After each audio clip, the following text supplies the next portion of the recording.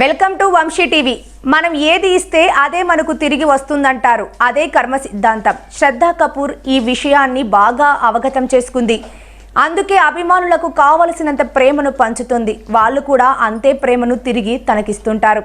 రీసెంట్గా తన పుట్టినరోజును కూడా అభిమానులతో కలిసి జరుపుకుంది శ్రద్ధ. ఫ్యాన్స్తో తను ఇంటరాక్ట్ అయ్యే తీరు చూసేయేమో ముంబైలో జరిగిన ఓ అవార్డు వేడుకలో most stylish fan favourite super star బిరుదుతో శ్రద్ధను సత్కరించారు. ఈ సందర్భంగా ఆమె మాట్లాడుతూ, స్టార్డమ్ శాశ్వతంగా ఉండదు, అందుకే సామాన్యురాలిగా బతకడం బెస్ట్. ఇప్పటికీ నాకు కావాల్సింది నేనే స్వయంగా మార్కెట్కి వెళ్ళి తెచ్చుకుంటాను. తినాలనిపిస్తే రోడ్డు పక్కన అందరితో నిలబడి పావుబాజీ తింటాను. అందులోనే నాకు ఆనందం ఉంది. రేపు ఈ స్టార్డమ్ లేని రోజు ఒకటి వస్తుంది. అప్పుడు నా తోటి స్టార్లందరికంటే నేను హ్యాపీగా ఉంటాను అంటూ చెప్పుకొచ్చింది శ్రద్ధా కపూర్.